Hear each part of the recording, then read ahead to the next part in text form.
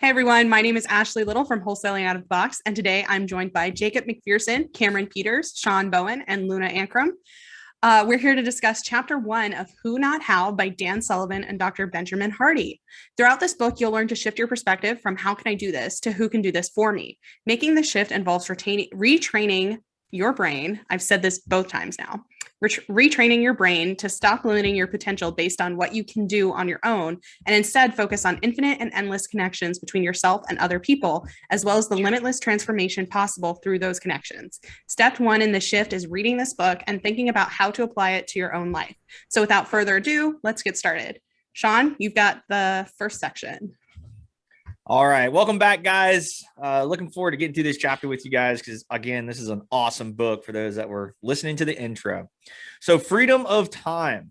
This will show you how, who, not how, can give you more time because you'll no longer be considered the first or best option to complete the given task. Rather, you can free up more and more of your time by delegating and outsourcing all predictable hows to other people, external companies, and even technology. So freedom of time. Yeah. So that's part one, which I think includes the first few chapters of the book.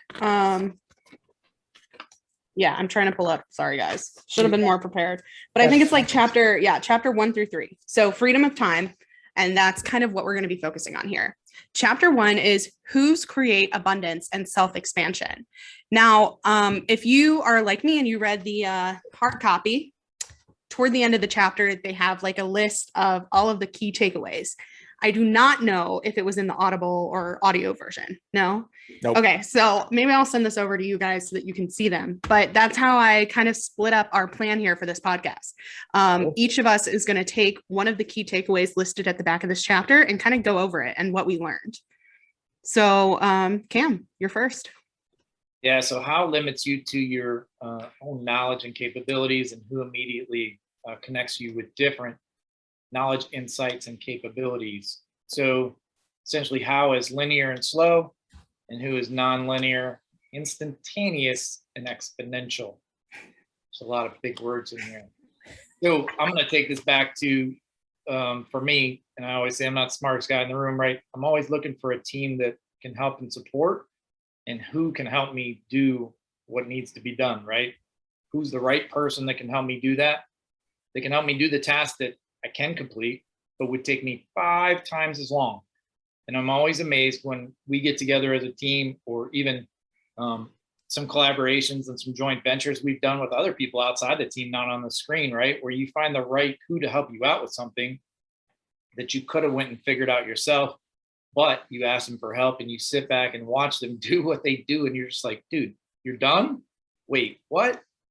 And then you look at the product or the process and whatever that may be. And it's just so much more better than you ever imagined it. Right. And a lot of comes to mind. An example in our own team is with lead mining, and how started building out processes, got Ashley involved, got virtual assistants involved, and it took a long time to build out those processes, but to put the right who's to do it all.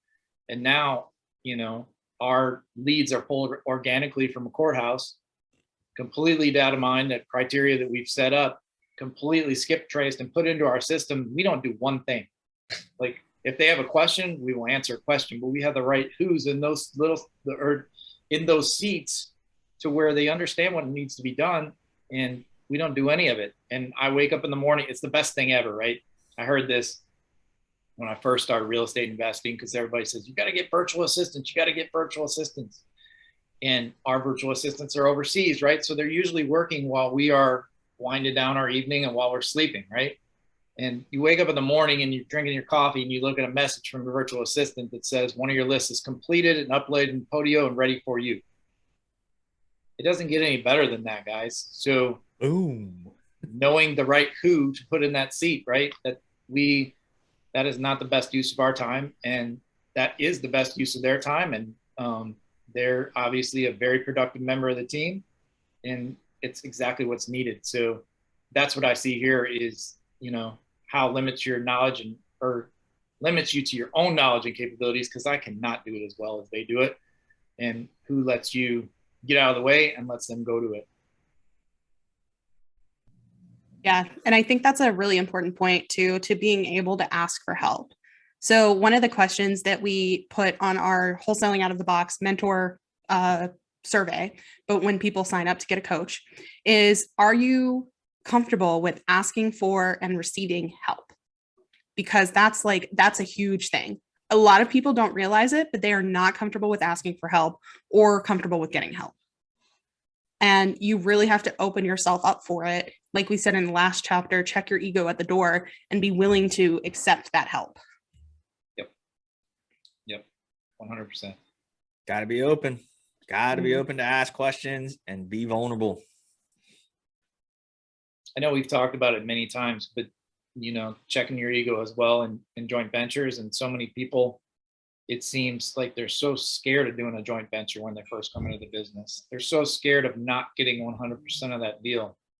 They're missing out on, it's not about the money. Yes, they're missing out on money, but they're missing out on the experience that somebody else can bring and help them. And maybe they can do it themselves again in the future, or maybe they could just team up with the same person, right? And I don't understand that. Going back to, again, when we talked about in the intro, that scarcity mindset of, I don't need any help. I can do all this on my own.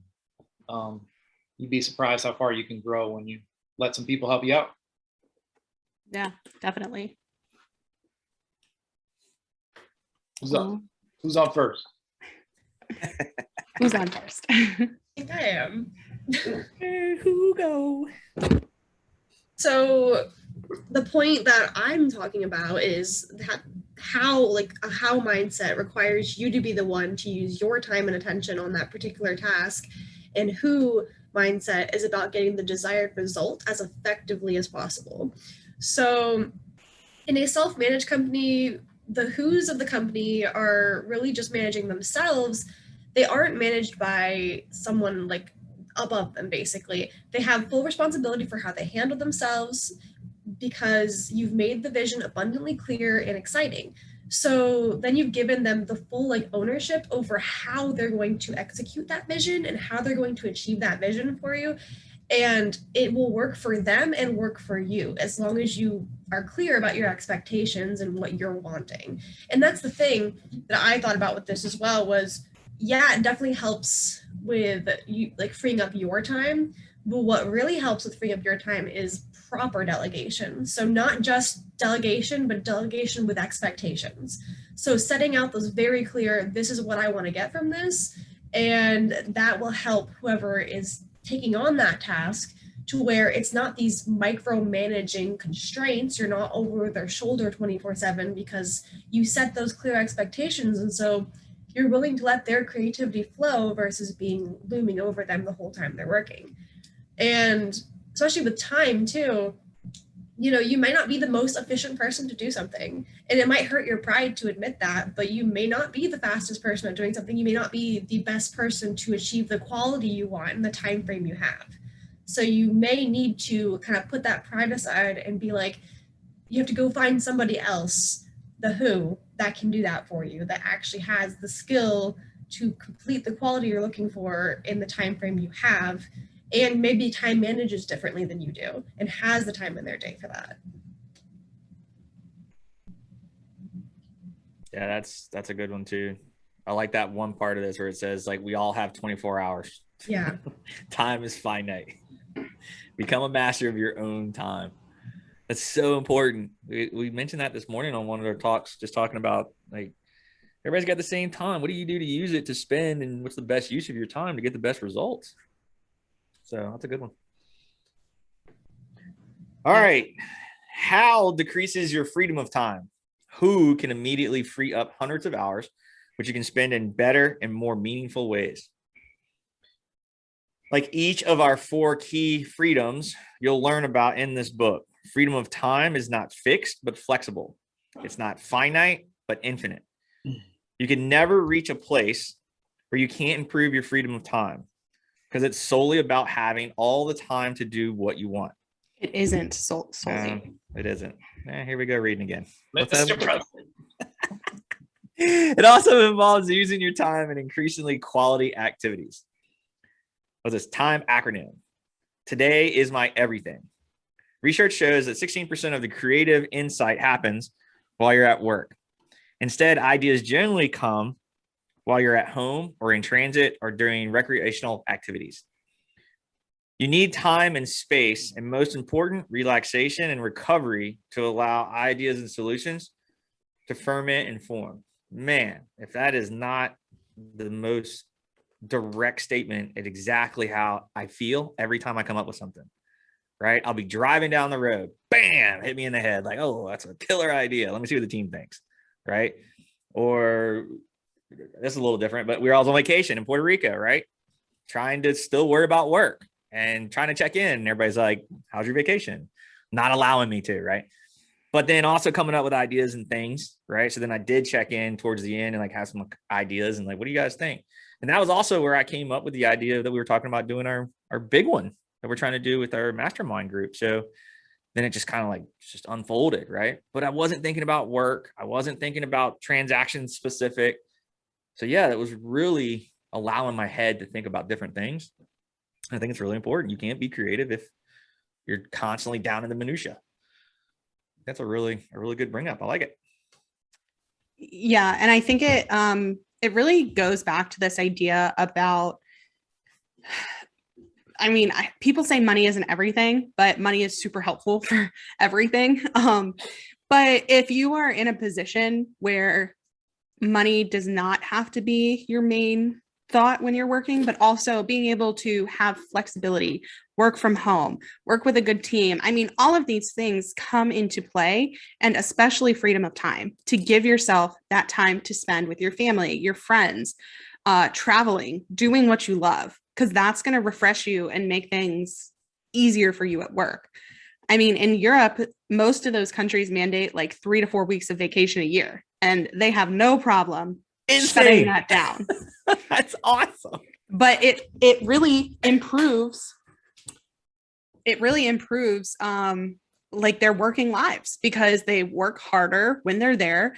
I mean, it goes back to the idea of switching to a 30-hour work week or 4-day work week because it's more productive, because you have that time to relax and give your brain a break. Fun fact, Iceland just did a study on a 4-day work week, pretty extensive over the course of the last few years, and they found it to be a smashing success. Yeah.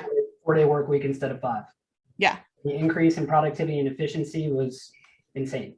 Mm-hmm. It's almost like you have to, right? You force yourself into this condensed amount of time that you have to get these things done, and that's what works. And you're like, cool, I have to get it done. Well, especially a lot of people feel like, oh, well, I have to fill all of my time with tasks, so I'm just going to do it slower. Whereas it could actually take them 5 minutes, they're going to stretch it out over an hour. And so giving people their time back it's just so important. I don't remember if it was in Never Split the Difference or if I just heard it somewhere where someone said, like, they asked a CEO, my employee finishes their work early and wants to go home. How can I stop that? And the CEO is like, why wouldn't you? Why wouldn't you reward them for what they're doing well? Get it done, you're out. Get it done faster, great. As long as it gets done, who cares? Yeah. That's on them. That's awesome. There's a mentality out there where, I mean, I saw it a lot in several of the places that I worked, but definitely, well, I won't mention where, but it's the whole mentality of if I start to truly excel in my role, then I'm just going to be handed more work to accomplish, right? So there's so many industries, so many companies that are like that. And what it does is it creates this mentality of, well, I don't want to work as hard as I possibly can because all that's going to do is make me work harder.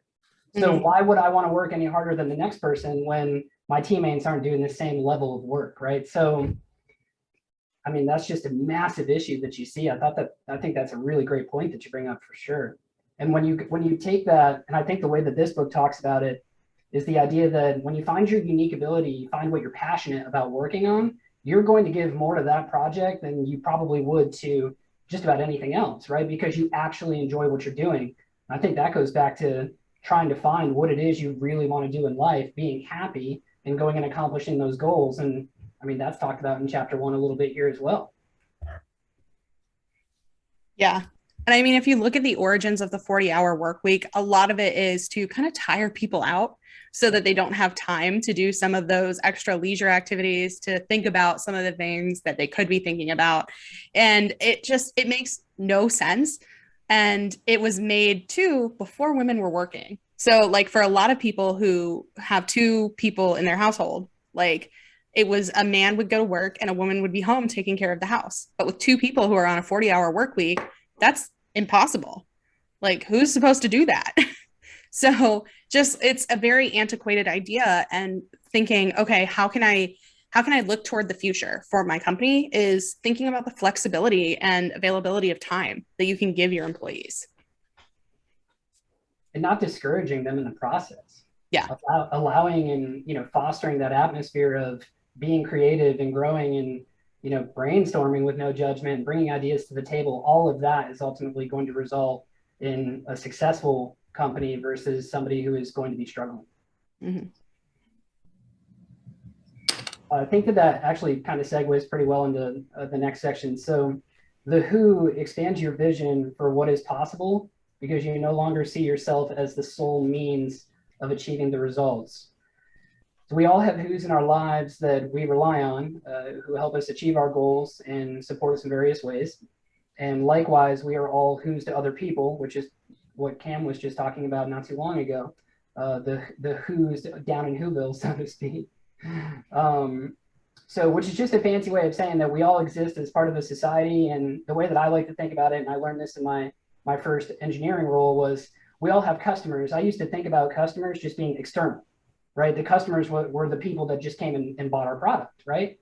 And then somebody had first tossed out the term internal customer to me.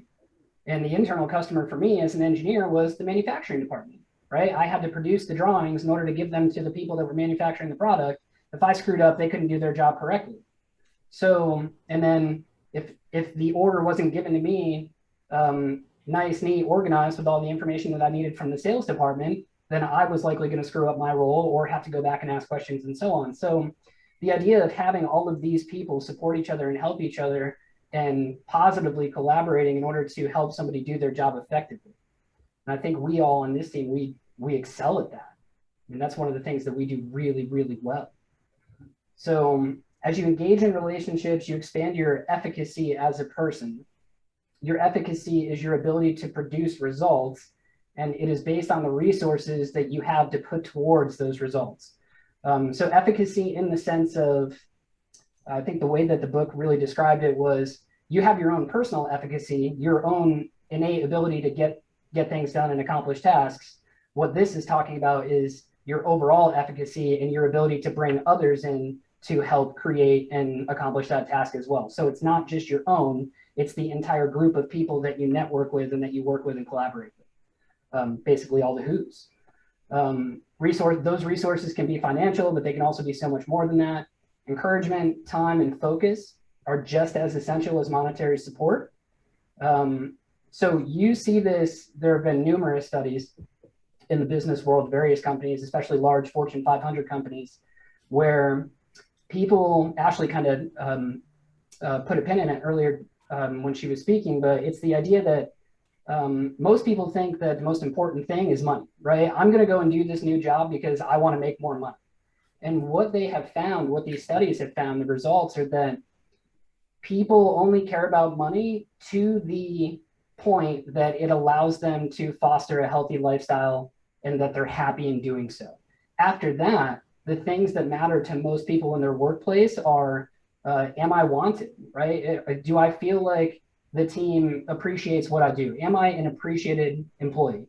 Do I have the ability to create? Or is somebody micromanaging me? These types of things are what people actually strive for when they talk about changing in a new position, as long as that monetary requirement is met. So resources not only expand your ability to produce the results, but can have a transformative effect on you as a person or your identity, worldview, and skill level. Ultimately, once you start to delegate out certain tasks and collaborating with other people, it frees you up so that you can ultimately go back and reflect on the things that you're doing and not only grow your business, but also grow as a person. That's all I got. That's all you got. I like it. Yeah. I think you're speaking to another piece of that, which talks like we joke about this all the time, right? Like, stay in your lane, stay in your lane, right? Because you want to like come up with ideas, but then it's don't micromanage it. Let that person do what they want that you hired them to do, and let them do a good job. And then tell them it's a good job. Like, man, that was awesome. It looked really good. And don't forget to do that, because that's, again, it goes back to the part of being like, how are you rewarded? And again, some people don't care about the money. They just want the recognition. They want to know, like, man, that person really appreciates what I did. So that's a really good bring up. I like that. Yeah. Okay, so I've got the last point here, which is self-expansion is a core human motivation, and starting to sound like Sean. It occurs through who's. The first who is always yourself. Improve yourself, value yourself, and ensure that you are in optimal form, happy, creative, and connected to the most important people in your life. So I think this is definitely the most important point of this chapter. You really need to do a lot of self-reflection and look inward, because I mean, all of the things we've talked about, checking your ego at the door, knowing when to ask for help, things like that are all part of your personality, are all part of your habits. And you need to be able to really look at yourself and say, okay, this thing that I'm doing is not good for me personally. It's not good for me in business. It's not healthy. I'm not, and things like that are not easy to change. But it's the looking and saying, okay, I'm going to actively try to be better about delegating, about devoting time to my family. Sean does his date night every night, no matter, or every night, every Wednesday night, no matter what. Like, he is devoting that time to his wife, and he is like, okay, this is a priority for me. So shifting your priorities and making sure that you're improving yourself, which will help you be both a better who and a better leader. I agree. This is an awesome chapter. Really good points on all of them that I think it's hopefully you guys are reading as a team and realizing like this is stuff that we do, plus things that you're reading that you want to grow into. So really cool chapter. Any final thoughts before we close out? I think it was when I started reading the book, as I started reading through it, my first thought was, if you rewinded 2 years ago when I talked to Sean about where I was in the business by myself, right, and how I wanted a team, and looking back, and he's looking through my systems and seeing what I got going on. And I mean, it was a basic talk. Like, Cam, you're really not tracking so well. I'm like, yeah, because I don't want to do it. Like, I don't want to do it. Like, that's not my best use of time, right? I wanted a team. I wanted to work with some who's, right, that could do that other part. I don't want anything to do with that part. All the stuff that Ashley does, awesome. I don't want any part to do with that, because she is way better at that, right?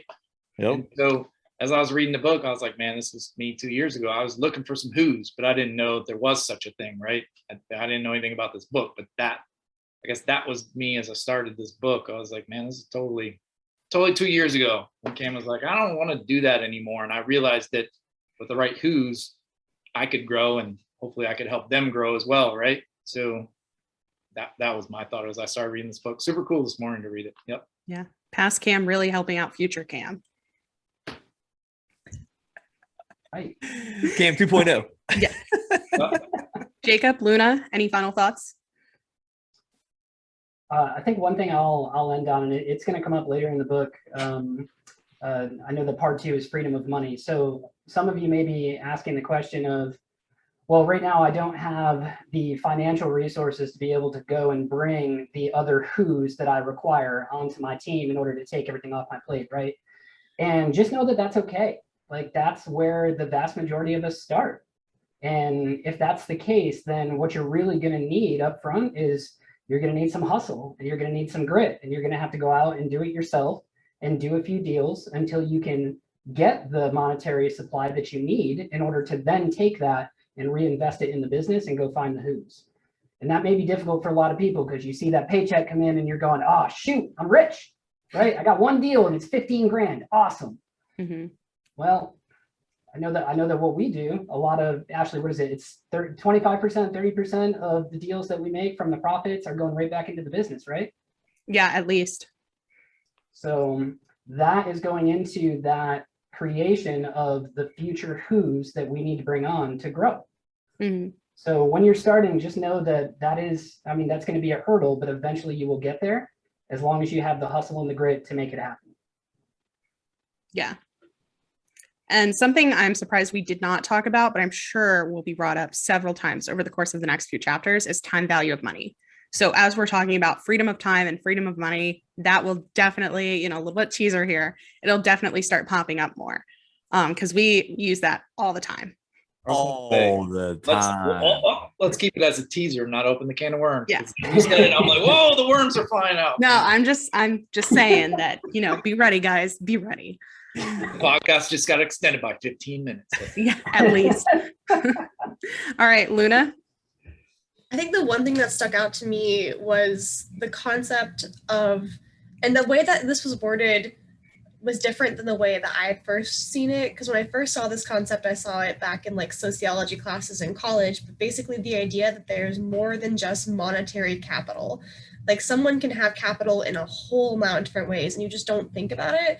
And so it's interesting to kind of see that, because if you take it down to a personal level, every single person has things of value, like very like unique things of value, going back to, you have a unique ability. But it's interesting to see that one of the things that you can grant yourself by finding people who have those unique abilities is time capital, because most people don't think of time as something that, you can be rich in or you need. But really, realistically, it goes back to avoiding burnout. Like you can't constantly be going and expect to come up with good ideas. They won't come to you. They'll never be there. The longer you're able to kind of rest your brain so that you can come up with those ideas, that's always the best bet. It just kind of goes back to the whole burnout concept for me. Unless you're Elon Musk. Apparently. Yeah. Sure. I don't know how he does it. It's crazy. He sleeps in a factory. It's insane. But yeah, I think that's a great stopping point. So thanks everyone for listening to us discuss chapter 1 of Who Not How. If you're interested in hearing us discuss more about this book and get other real estate tips and tricks, be sure to subscribe to our podcast anywhere you can listen. In the past, we've discussed traction and Never Split the Difference, and all of those episodes are still available. Finally, if you like what you're hearing, have questions or suggestions, or just want to say hi, please leave us a comment or a review and find us on social media. That's it for now. So we'll talk to you guys next time. Bye. Bye.